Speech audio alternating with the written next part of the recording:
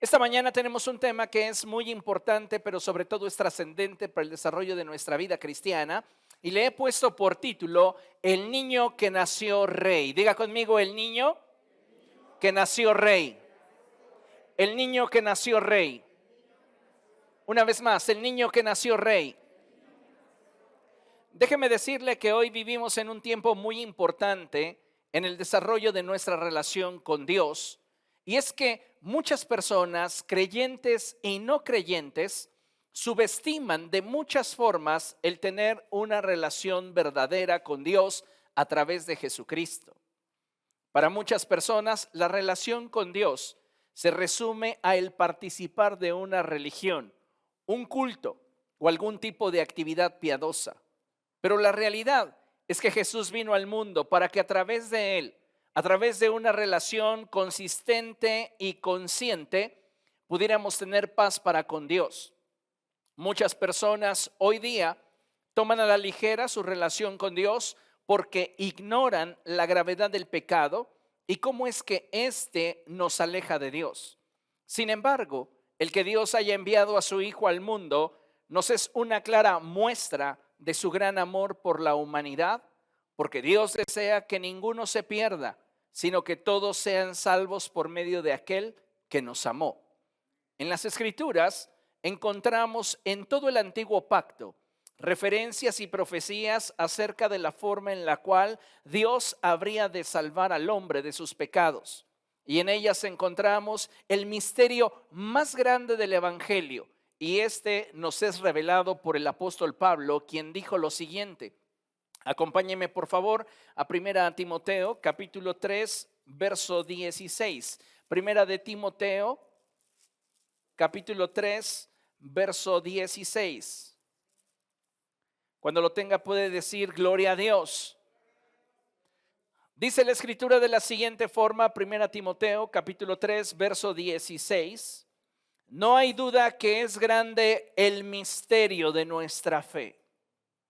Qué hermoso es lo que el apóstol Pablo está a punto de expresar. Él nos va a revelar el misterio de nuestra fe. Y él declara, él, refiriéndose a Dios, se manifestó como hombre, fue vindicado por el Espíritu, visto por los ángeles, proclamado entre las naciones, creído en el mundo, recibido en la gloria. Él se manifestó como hombre.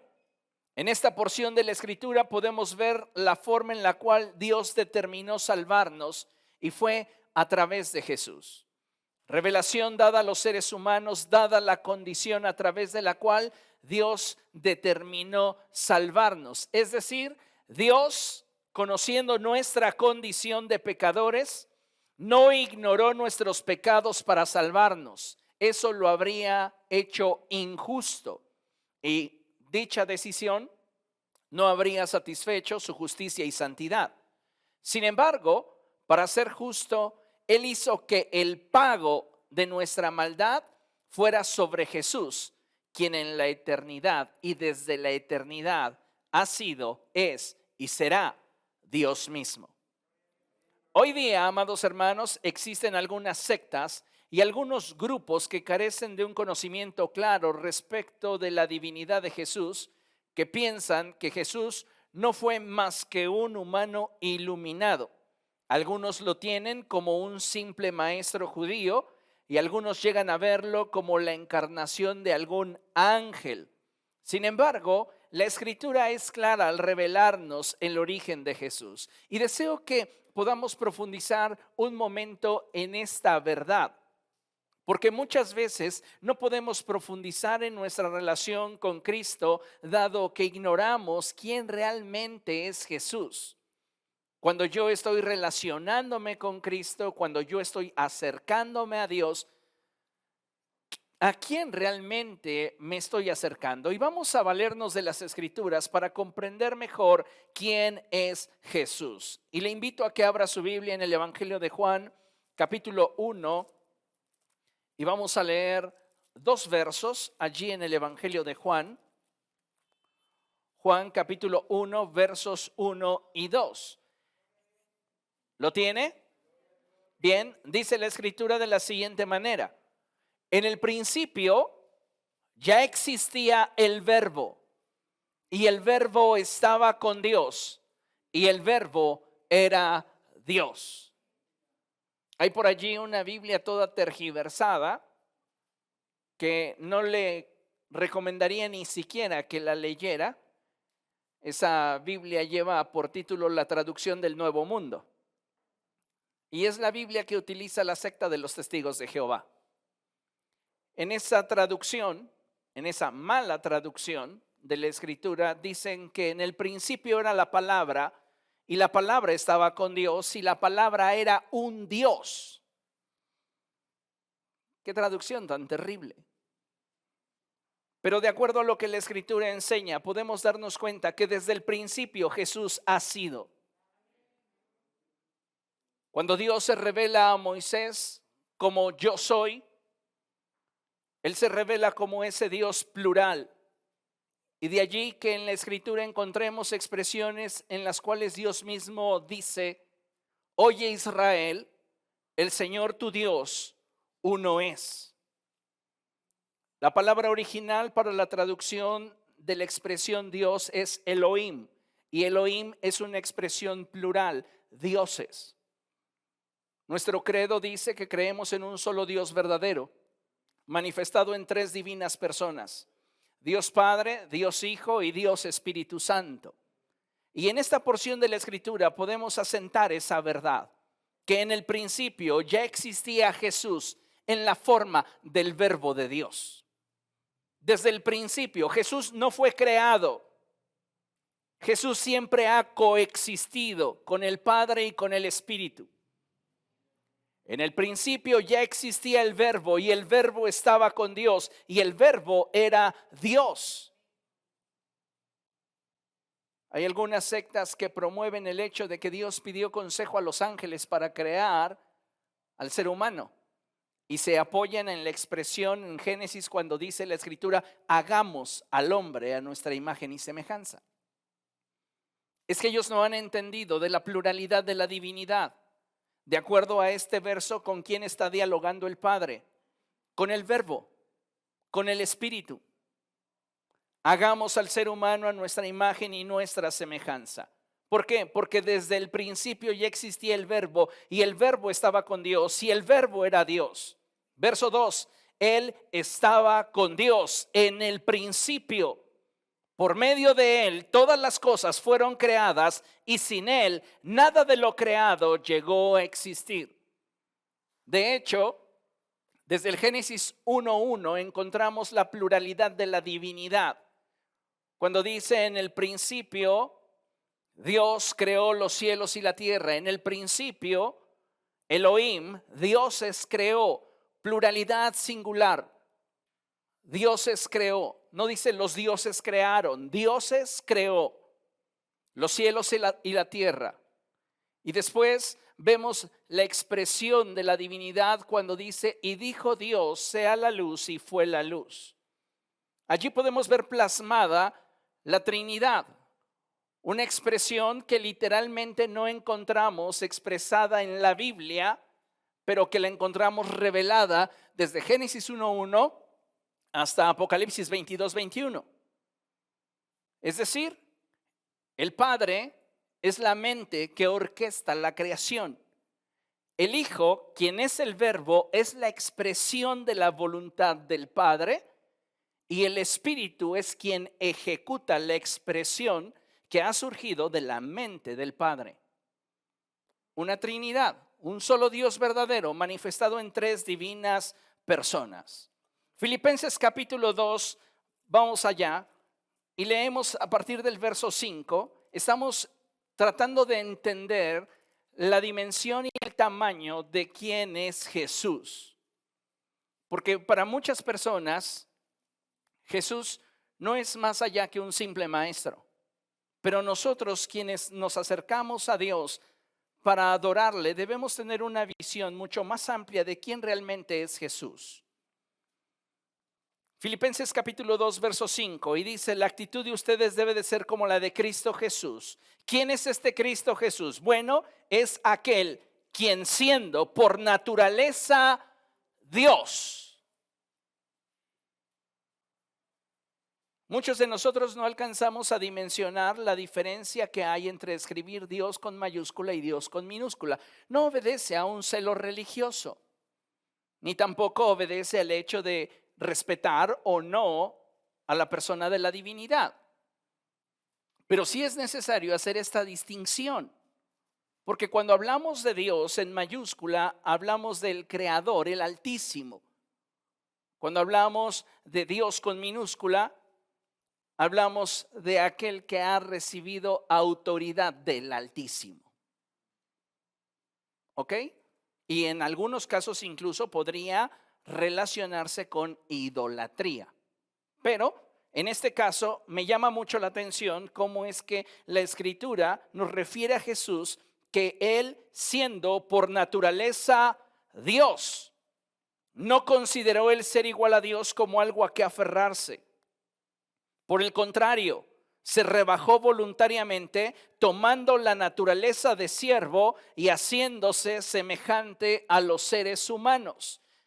El apóstol Juan y el apóstol Pablo están concluyendo en una cosa, que el verbo de Dios se humanó para de esta manera poder traer esperanza al género humano.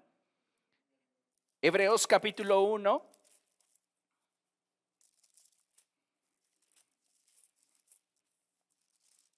A partir del verso 1 en adelante dice la Escritura de la siguiente forma: Dios, que muchas veces y de varias maneras habló a nuestros antepasados en otras épocas por medio de los profetas, en estos tiempos finales nos ha hablado por medio de su Hijo.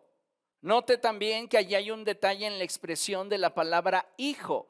Hay una H mayúscula. Nosotros somos hijos de Dios con una H minúscula.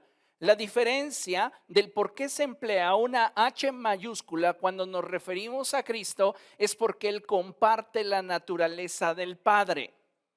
Él es el Hijo unigénito de Dios. ¿Entendemos? Es el Hijo que comparte la misma naturaleza de Dios. Ahora, continuamos leyendo. A este lo designó heredero de todo, y por medio de él hizo el universo. El apóstol Juan nos dijo que sin él nada de lo creado llegaría a haber existido. El autor a los Hebreos nos está llevando hacia la misma conclusión. Jesús es el autor de vida. Él es el creador de todo cuanto existe. Amén. Y note algo muy interesante.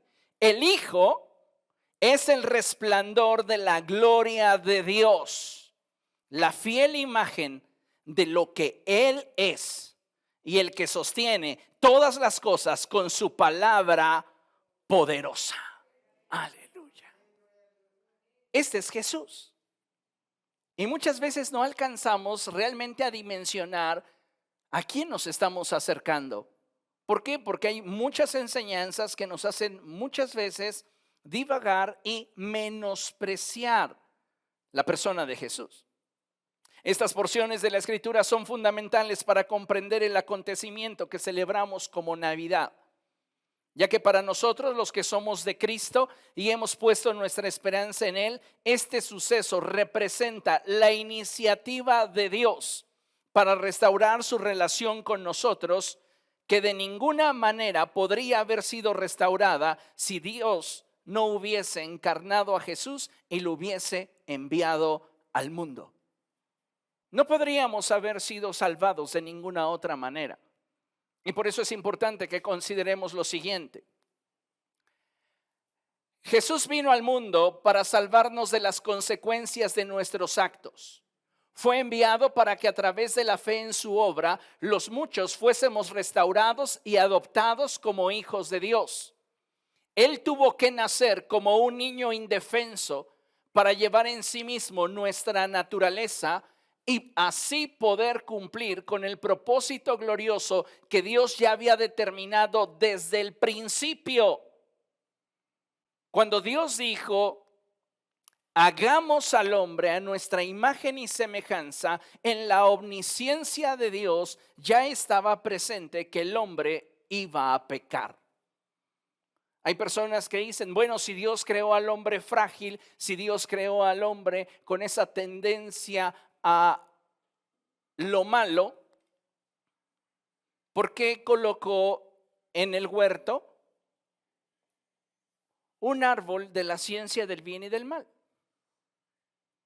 La respuesta es muy sencilla, para darnos opción. Cuando tú no tienes opciones, te conviertes en un esclavo. Pero Dios no quería que el hombre le adorase porque no tuviera opción, sino ejerciendo su libre albedrío. Amén. Entonces, desde el principio, cuando Dios creó al hombre y dijo, hagamos al hombre a nuestra imagen y nuestra semejanza, en su omnisciencia, Dios ya sabía que el hombre iba a pecar. Y en ese mismo principio se ideó el plan para salvarlo.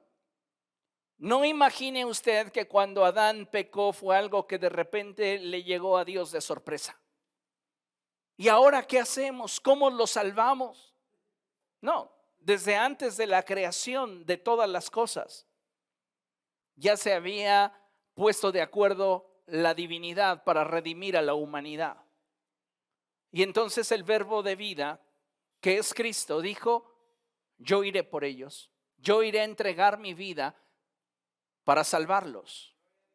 Y de allí que el autor a los Hebreos escriba y diga, a través de la inspiración del Espíritu Santo, un diálogo que se da en el ambiente espiritual cuando Jesús ha de ser encarnado, cuando el verbo de vida ha de ser encarnado en el vientre de la Virgen María. Y dice en la Escritura, he aquí, he venido, oh Dios, a hacer tu voluntad. Esa expresión es una expresión de humildad, tal y como lo relata el apóstol Pablo en la epístola a los Filipenses. Él no se aferró a ser igual a Dios, sino que se despojó de la gloria que con el Padre compartía para hacerse semejante a nosotros, los seres humanos.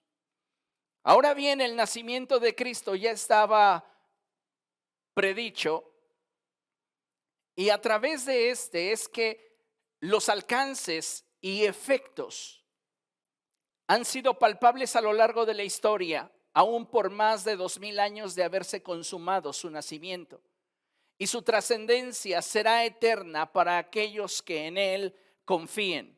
Acompáñame a ver lo que dice la Escritura allí en el Evangelio de Juan, capítulo 1, versos del 9 en adelante. Y dice la Escritura así: esa luz verdadera, la que alumbra a todo ser humano, venía a este mundo. El que era la luz ya estaba en el mundo, y el mundo fue creado por medio de él, pero el mundo no lo reconoció. Vino a lo que era suyo, pero los suyos no lo recibieron. Mas a cuantos lo recibieron, a los que creen en su nombre, les dio el derecho de ser hijos de Dios. Dele un aplauso al Señor porque Él ha sido bueno. Maravilloso. Dice la Escritura, estos no nacen de la sangre, ni por deseos naturales, ni por voluntad humana, sino que nacen de Dios. En otras palabras, Jesús vino a nacer al mundo para que nosotros pudiéramos nacer en Él. La pregunta obligada es, ¿usted ya nació de nuevo? ¿Realmente ya hemos nacido de nuevo y estamos caminando con Cristo? Y me encanta el verso 14 y dice, y el verbo se hizo hombre y habitó entre nosotros. Y hemos contemplado su gloria, la gloria que corresponde al Hijo unigénito del Padre, lleno de gracia y de verdad. Yo imagino al apóstol Juan, cuando está escribiendo esta porción, remitirse al momento en el cual él estuvo con Pedro y Santiago en el monte de la Transfiguración. Y allí frente a sus ojos Jesús se transfiguró y él vio su gloria, gloria como la del unigénito del Padre. Piensa un momento, ¿cuál habría sido esa experiencia de Juan que lo dejó marcado sobre quién era realmente Jesús? Cuando él vio cómo Jesús es transfigurado delante de sus ojos y cómo aparecen Moisés y Elías para ministrar al Hijo de Dios. Quienes digan que Moisés nunca entró a la tierra prometida, les hace falta leer el Nuevo Testamento, porque Dios siempre cumple sus promesas.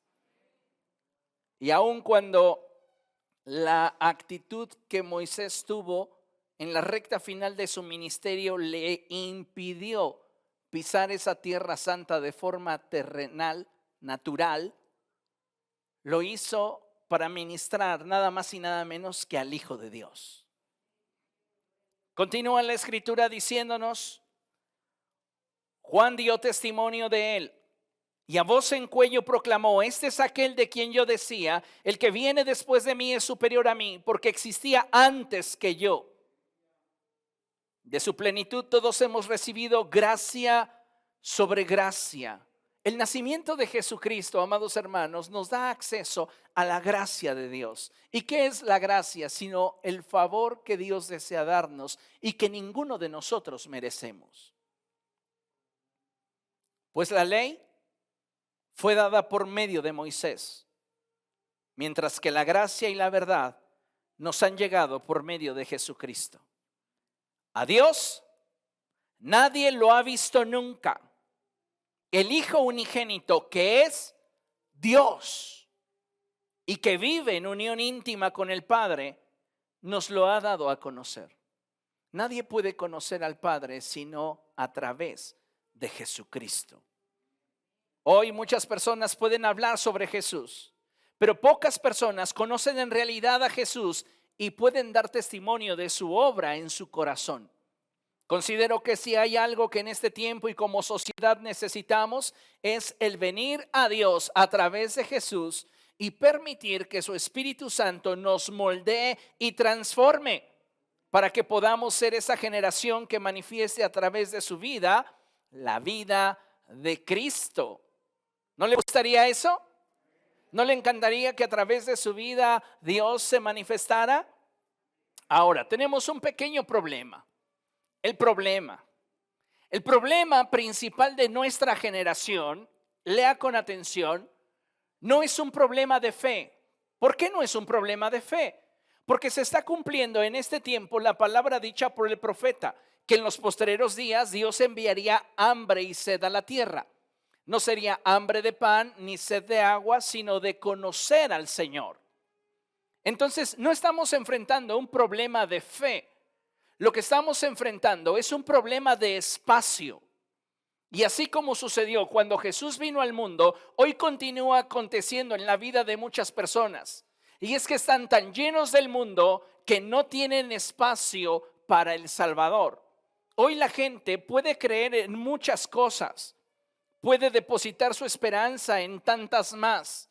El problema no tiene que ver con un problema de fe, tiene que ver con un problema de espacio, porque nos hemos llenado de tantas cosas que así como sucedió cuando Jesús vino al mundo, está sucediendo en la actualidad. Y es que no hay lugar para Él. Yo te pregunto, ¿tienes lugar para Él en tu agenda? Sí, pastor, por eso estoy aquí. ¿Qué le estamos dando? ¿Hora y media a la semana? 2 horas tal vez. ¿Será simplemente parte de una rutina? Creo de todo corazón que necesitamos ser honestos y autoexaminarnos para darnos cuenta si realmente estamos dándole un lugar a Jesús en nuestra vida. Porque muchas veces llega a suceder que queremos de Él, pero no tenemos espacio para Él. Acompáñeme a ver lo que dice Lucas capítulo 2, verso 7. Lucas capítulo 2, verso 7. Y dice la escritura así: así que dio a luz a su hijo primogénito, Cuando la Escritura expresa esto, nos hace ver claramente que María, después de Jesús, tuvo más hijos. Y la palabra del Señor nos revela pues que tuvo fácilmente como 5 hermanos más. Eran una familia grande. Entonces la doctrina popular de que María siempre virgen es una mentira. De hecho, la Escritura dice, y lo leeremos más adelante, que cuando José recibe a María, no tiene relaciones con ella hasta después del alumbramiento de Jesús. Entonces no se crea todo lo que le digan. Vaya a la fuente. Dice la Escritura entonces así: así que dio a luz a su hijo primogénito, lo envolvió en pañales y lo acostó en un pesebre. Lea conmigo: porque no había lugar para ellos en la posada. No había lugar para ellos. No había lugar para Jesús. ¿Y cuántas veces el Espíritu Santo está tratando de llegar a nuevas áreas en nuestra vida y le decimos: lo siento, Señor, no hay lugar para ti? ¿Cómo podemos celebrar una Navidad? ¿Cómo podemos festejar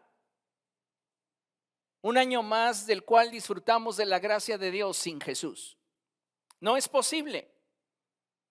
Podemos celebrar por tradición, pero lo que deberíamos estar haciendo es celebrar con convicción, con fe, con una relación que nos permita profundizar con el Señor. Considero que el mensaje de Navidad no solo debe ser considerado un mensaje de celebración, sino también debe considerarse un mensaje de reflexión que nos permita descubrir si le hemos dado el lugar que Él merece en nuestra vida personal, familiar y social. ¿Qué lugar le hemos dado a Cristo? ¿Qué lugar le hemos entregado al Señor? En todo el relato del nacimiento de Jesús encontramos diferentes reacciones a dicho suceso, algunas contrarias a las debidas. Sin embargo, hay 4 actitudes que quisiera resaltar y que a través de ellas pudiéramos con humildad buscar que Dios obre en nuestra vida para ser mejores hijos de Dios de lo que ya pudiéramos ser. Estoy seguro que cada uno de ustedes tiene un concepto acerca de sí y su relación con Cristo. Y algunos de ustedes pueden pensar que a su relación con Jesús no le hace falta nada. Pero algo que puedo asegurarte es que le hace falta más espacio. Y no podemos darle más espacio si antes no nos deshacemos de aquello que lo ocupa. Hay un principio que gobierna la materia y es el principio de impenetrabilidad. 2 cuerpos no pueden utilizar el mismo espacio al mismo tiempo. Y a veces queremos más de Dios, pero no estamos dispuestos a hacerle espacio. Y creo, amados hermanos, que estamos en un tiempo para permitirle a Dios que Él obre en nuestra vida. 4 actitudes que considero es importante resaltar y subrayar, que creo nos permitirían de entenderlas, desarrollar una relación más íntima, más real, más profunda con Cristo. Y las primeras 2 actitudes que quiero mencionar es la de los sabios y pastores. En las Escrituras encontramos el relato de los sabios de Oriente, quienes al enterarse del nacimiento de Jesús tuvieron fe y esperanza. ¿Cómo lo sé? Por la forma en la cual actuaron, porque ellos salieron del lugar donde vivían para dirigirse al lugar donde Jesús habría de nacer. La fe y la esperanza fueron los motores que activaron en ellos la determinación para cumplir con el propósito que Dios tenía para ellos. La fe y la esperanza es lo que te da la capacidad para invertir lo que es tuyo y participar de lo que Dios pone delante de ti. Me encanta la expresión de la Escritura cuando nos relata la historia de los sabios y cómo es que estos llegan y se presentan delante del niño que ha nacido rey. Cuando ellos llegan con Herodes, le preguntan a Herodes: ¿dónde está el que ha nacido rey? no le preguntan dónde está el que ha nacido para ser rey, porque hay una enorme diferencia entre aquel que ha nacido para ser y aquel que ha nacido siendo. Y Jesús nació siendo rey. Entonces su fe y su esperanza fue lo que los capacitó para ellos invertirse en esta aventura con Dios.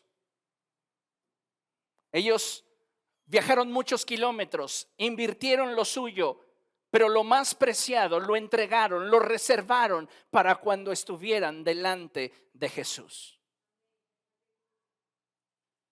Es una lástima que hoy día muchos creyentes no tengan nada reservado para Cristo. Se presenten delante de Él con manos vacías, olvidando que Él es el gran Rey, olvidando que Él es el Altísimo. Y a veces ni siquiera disponen su corazón, ni siquiera toda su atención para estar delante de la presencia de Dios. Creo, amados hermanos, que tenemos que tener un cambio de actitud si realmente queremos profundizar en nuestra relación con el Señor y realmente disfrutar de una celebración consciente y consistente. Los sabios de Oriente tuvieron fe y esperanza y determinaron en su corazón invertir lo que ellos tenían para participar del propósito de Dios. Y cuando estuvieron delante del niño, le entregaron aquello que habían reservado, su tesoro personal, lo pusieron delante de Jesús. Creo que esta actitud que vemos en los sabios y en los pastores nos debe de desafiar para darnos cuenta si el día de hoy estamos apartando algo preciado para Él o le estamos dando nuestras obras. ¿Qué es lo que le estamos ofreciendo a Jesús? Ellos abrieron sus cofres y ofrecieron delante del rey oro, incienso y mirra. ¿Qué es lo que nosotros estamos presentando delante de Jesús? La segunda actitud que quiero resaltar es la actitud de los pastores. Los pastores estaban con sus ovejas. Y aquí hay algo bien interesante, cómo es el contraste, porque los sabios de Oriente representan a la clase alta, pero los pastores representan a la clase más baja. Así que sin importar si eres rico o eres pobre, Dios tiene un plan para ti.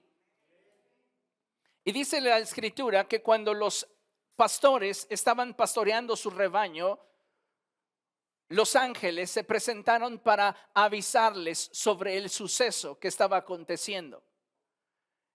Y en ellos se despertó una expectativa. Diga conmigo, expectativa. Una vez más, expectativa. Otra vez, expectativa. Sabes, cuando pierdes la expectativa en una relación, lo has perdido todo. Has perdido la relación. Y algo que me llama mucho la atención es que inmediatamente que estos pastores son avisados sobre el suceso del nacimiento del Cristo, es que su corazón se llena de expectativa.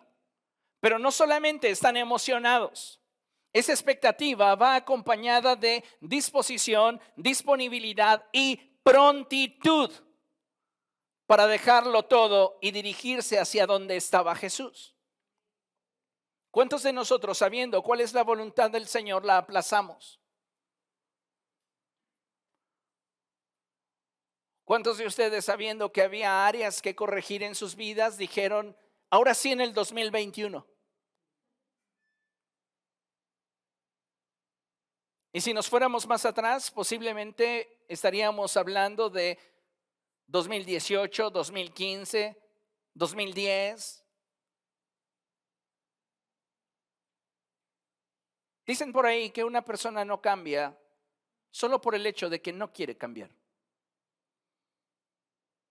porque no está dispuesta a atravesar por el proceso que le implicaría el cambio.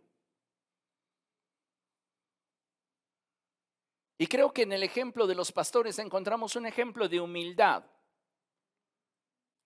en el cual podemos ver a un grupo de personas que creen al mensaje que les está siendo revelado y esto genera en su corazón expectativa, disposición, disponibilidad y prontitud para dejarlo todo e ir en pos de Jesús. ¿Cuántas veces nosotros nos excusamos en diferentes actitudes, diferentes situaciones o circunstancias para no participar de aquello a lo cual Dios nos está invitando? En tu relación con Jesús, ¿qué tal va la expectativa? ¿Qué tal hay de expectativa? A veces se nota con qué actitud llegamos a la casa de Dios. Con sueño. Si fuera una cita, yo me pregunto, imagínate una cita con una persona importante de la cual depende tu ascenso, tu jubilación, tu pensión, y que llegaras y tuvieras la misma actitud que tienes en la iglesia. Creo que te corrían. Cuando yo era maestro de las escrituras en una institución, era una persona que yo consideraba era un tanto, si hoy me veo en perspectiva, yo era muy duro, muy rígido. Ahora soy bien barco con ustedes. Ay, me ganó la paternidad del pastorado. Pero a más de uno lo corrí de mi clase por tener una actitud incorrecta. Y tengo autoridad para hacerlo, sí, pero no quiero golpear ovejas. ¿Por qué? Porque la escritura me ha enseñado que debo de hablarle con ternura a la esposa del Cordero. Así que por este lado estoy maniatado, pero solamente puedo animarle y exhortarle a que cambie su actitud. Si usted estuviera en una cita importante, ya no hablemos algo laboral, tal vez algo emocional.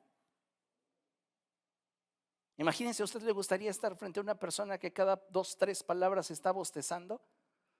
Pues si te aburro, avísame. ¿No? Y a veces estamos así en la iglesia. Venimos a descansar, venimos a relajarnos, pero no venimos con expectativa, con disposición, disponibilidad y prontitud. ¿Cuánto tenemos que aprenderle a esos pastores? Estamos hablando de gente muy letrada, hablando de los sabios, y gente de vulgo, los pastores. Y tanto para el letrado como para el de vulgo, tanto para el de la clase alta como el de la clase baja, hay esperanza. Y todos pueden tener un lugar en el propósito de Dios. Pero ¿sabes cuál es la diferencia? La actitud. La actitud. Tú no necesitas ser rico para tener una relación con Jesús. Y tampoco necesitas ser muy pobre para que entonces Dios te mire. Muchos de nosotros no estamos teniendo esa relación con Dios porque nuestra actitud nos lo impide. Y yo creo que hay mucho que aprender tanto de los sabios como de los pastores. Me encanta esa expresión en la escritura cuando nos dice que nosotros, debiendo ser ya maestros, se nos requiere volver a enseñar acerca de los rudimentos del evangelio. ¿Qué me revela esto? Que no hemos actuado con prontitud. No ha habido en nosotros la disposición y la disponibilidad. ¿Por qué? Porque carecemos de expectativa.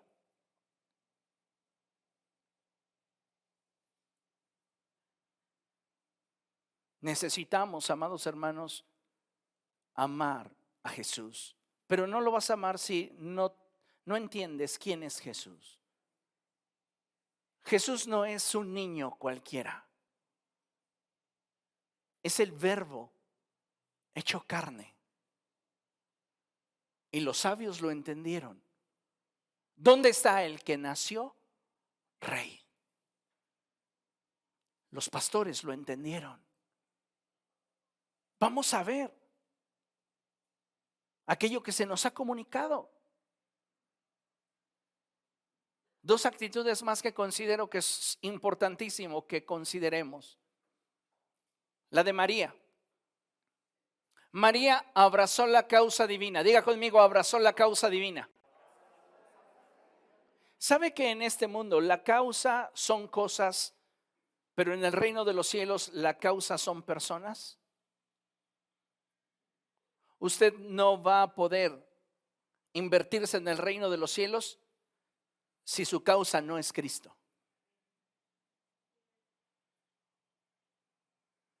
Si la vida cristiana es solamente para usted un medio para obtener cosas, en esa dimensión, en ese límite, usted estará.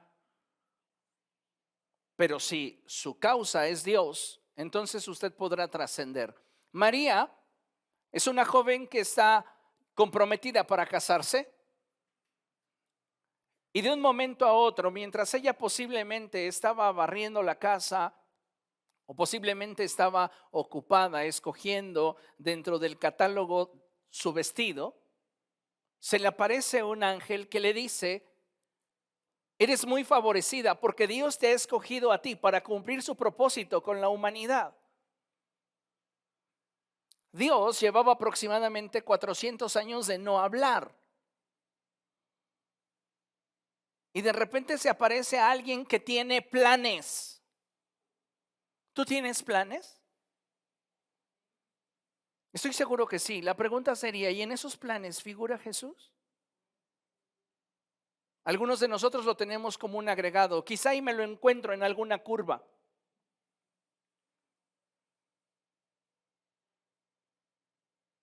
Pero no lo incluimos como el pasajero de nuestra vida, como el conductor, como el director, como el arquitecto. María tiene planes como muchos de nosotros. Y Dios llegó a deshacer sus planes, a destrozar su agenda. Y algo que me interesa mucho compartirles es la actitud que María tuvo. Porque ella pudo haber tomado otra actitud. ¿Por qué a mí? Elige a alguien que esté desocupado. Algunos de ustedes han sido llamados al ministerio y que dicen: no, Señor, yo tengo cosas que hacer. Mira, tengo negocios, tengo empleo, tengo tantas cosas. No, elige a alguien que no haga nada como el pastor Samuel. Él no hace nada.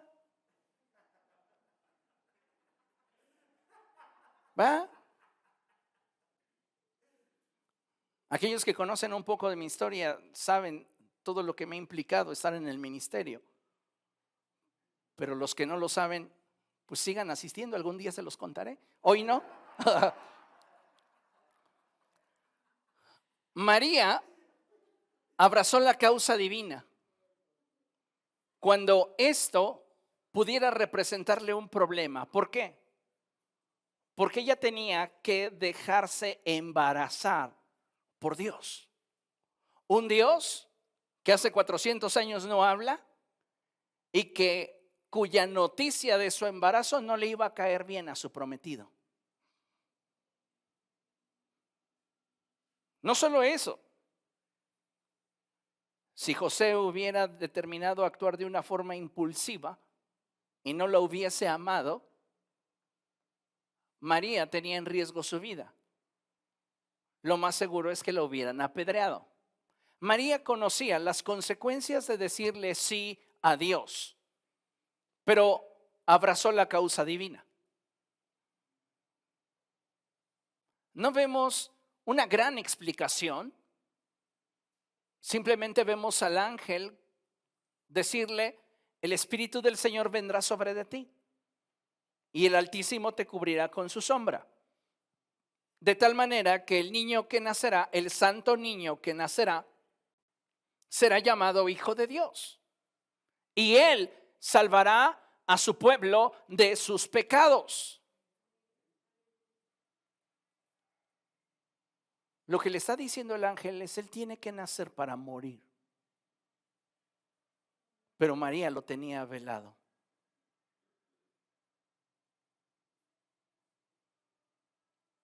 Entonces María, a pesar de que estar embarazada pudiera representarle un problema, su sujeción a la voluntad divina le permitió ser el instrumento a través del cual Dios cumpliría sus promesas al mundo. ¿Qué encuentro en María? Una mujer que abraza la causa divina y se sujeta. Muchos de nosotros queremos servir a Dios de 0 a 1. Las personas de 0 a 1 son aquellas personas que solo saben seguir instrucciones.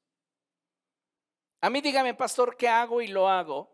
Mueve esa silla, la muevo. Estoy sirviendo.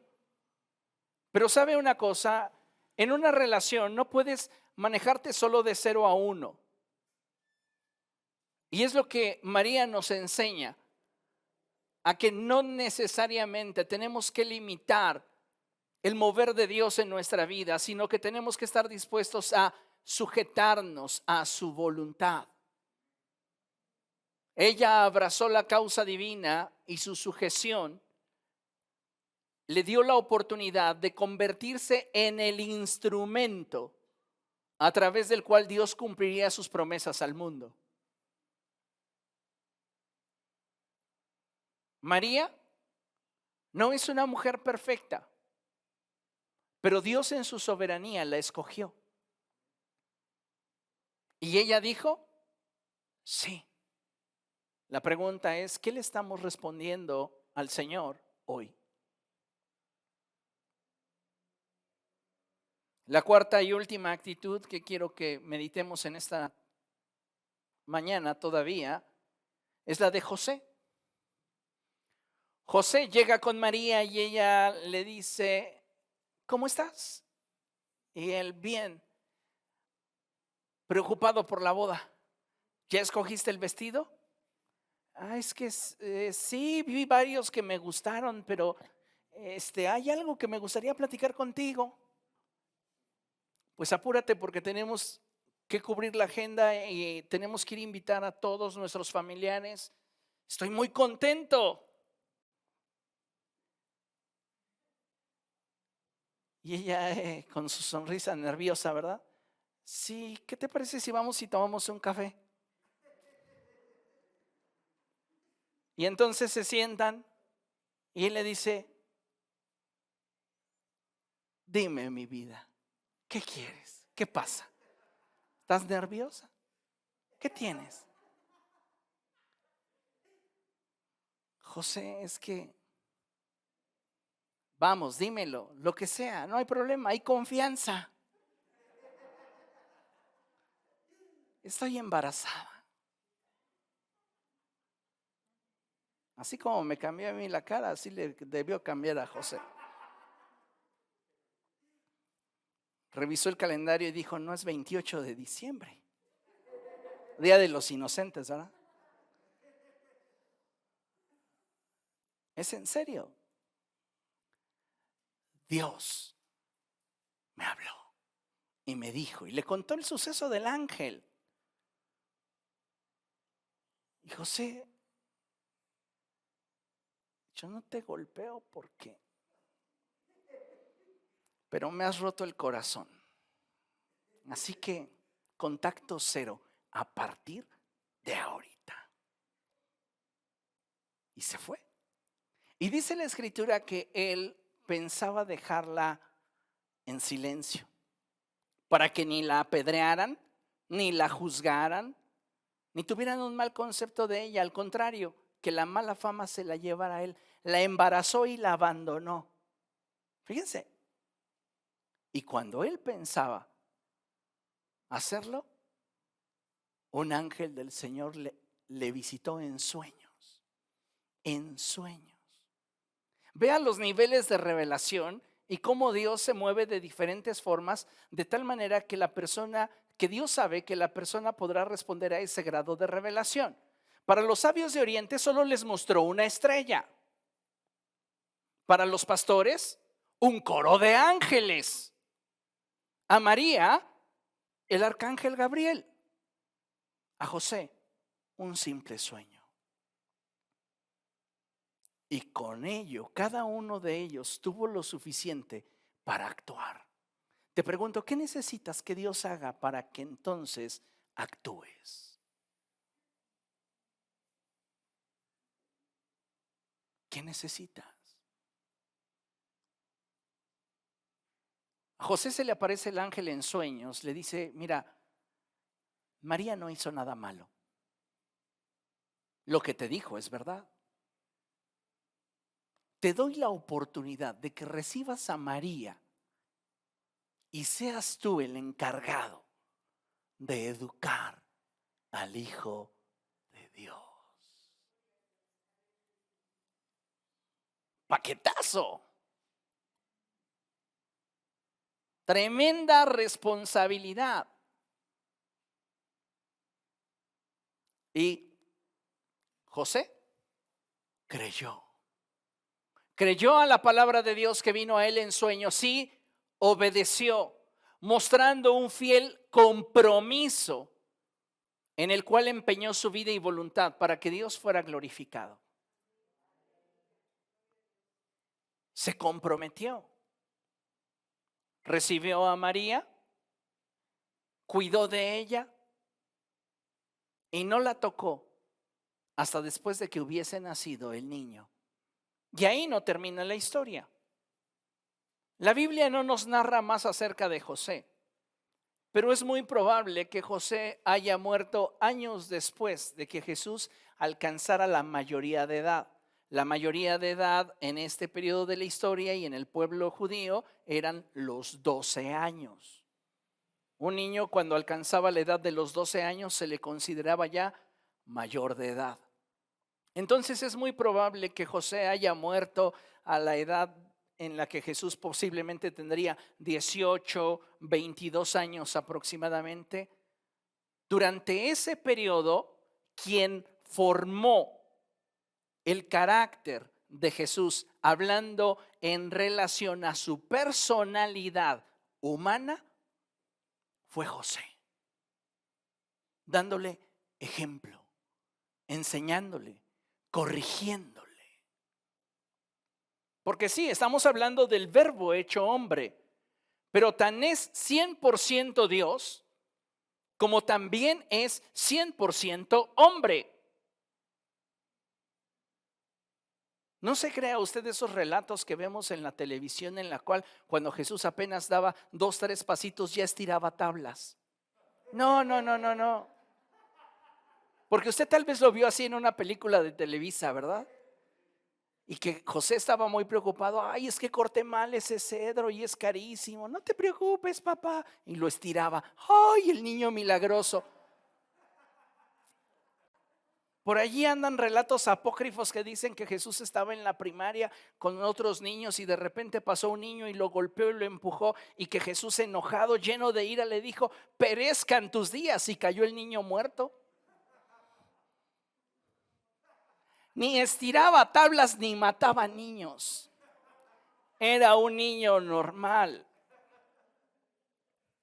¿Cuándo comenzó su ministerio sobrenatural? 30 años. Cuando el Espíritu del Señor descendió sobre de él.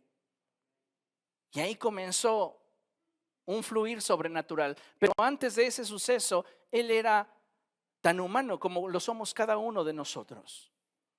¿Quién forjó su perfil? José. ¿Quién lo corrigió? José. ¿Usted cree que nunca José le tuvo que haber dicho, no lo hagas así? ¿No está bien lo que estás haciendo? Estamos hablando de la conducta de un niño inocente. No estamos hablando de la conducta de un hombre torcido, pecador y que está premeditando la maldad. Estamos hablando de la inocencia de un niño. Y cómo en todo ese tiempo la figura de José pesó para Jesús. ¿Por qué Jesús cuando está en la cruz del Calvario puede decirle a Juan y a María, mujer, he ahí tu hijo, hijo, he ahí tu madre? Porque si algo le enseñó José es que la familia es primero. Tu familia nuclear, la familia que depende de ti.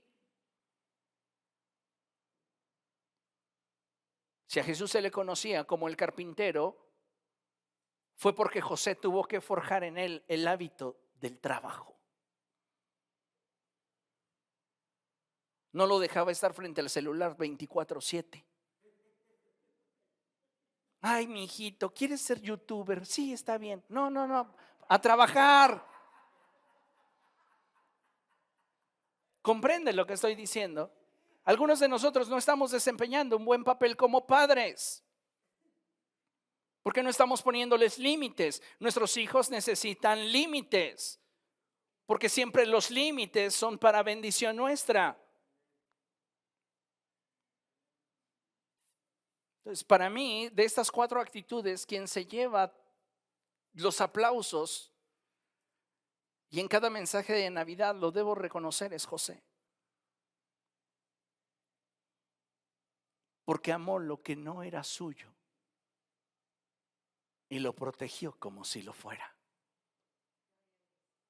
Cuando Herodes quería matar al niño, él podría haberse desafanado y dicho: ni mi hijo es.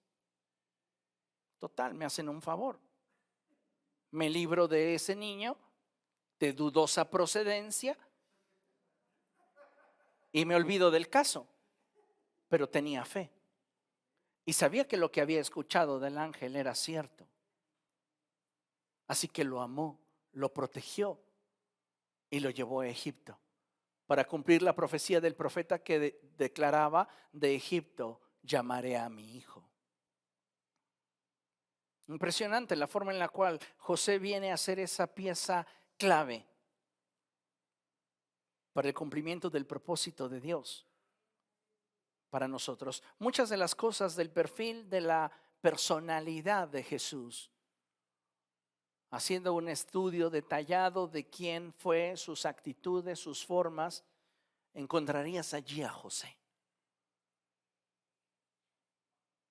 Y cómo su ejemplo influyó sobre su vida, aún siendo él el Verbo de Dios. Nuestra oportunidad. Hoy tenemos de parte de Dios la oportunidad de abrir nuestro corazón y dejar que Jesús nazca cada día en nuestro corazón. Que sea Él quien gobierne y viva a través de nosotros, de tal manera que así como Él ha sido bendición para nosotros, nosotros seamos bendición a quienes nos rodean. Qué importante es que nos enfoquemos en aquello que nos va a llevar hacia el ser bendición a otros y abracemos el Evangelio y nuestra relación con el Salvador. Amén. Para concluir, amados hermanos, leemos juntos Isaías capítulo 7, verso 14, en la Nueva Traducción Viviente. Les pido por favor que se pongan de pie. Y le ruego que cuando usted lea este pasaje tenga conciencia de quién estamos hablando. Y el Verbo se hizo carne y habitó entre nosotros.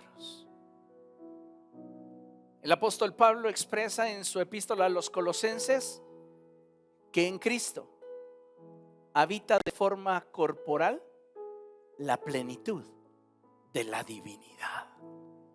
Leímos en la epístola a los Hebreos que Él es la imagen de Dios mismo. Muéstranos al Padre y nos basta. Y Él dijo: tanto tiempo llevo con ustedes y me dicen: muéstrame al Padre. Quien me ha visto a mí, ha visto al Padre. Ese niño nació rey y tenemos que honrarle como lo que es: rey, siendo sabios para presentar nuestros tesoros delante de Él, siendo humildes como los pastores para ser diligentes a hacer lo que Él quiere, siendo nobles y dóciles como María para sujetarnos y actuar, diligentes y comprometidos como José para darlo todo por Él.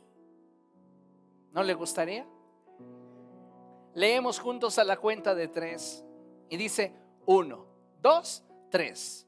Muy bien, el Señor mismo les dará la señal. Miren, la Virgen concebirá un niño, dará a luz un hijo y lo llamarán Emmanuel, que significa Dios está con nosotros. Dios está con nosotros. Dios está con nosotros. Dios está contigo. Él no te ha dejado, no te abandonará. Dios está con nosotros. Oh, maravilloso Jesús.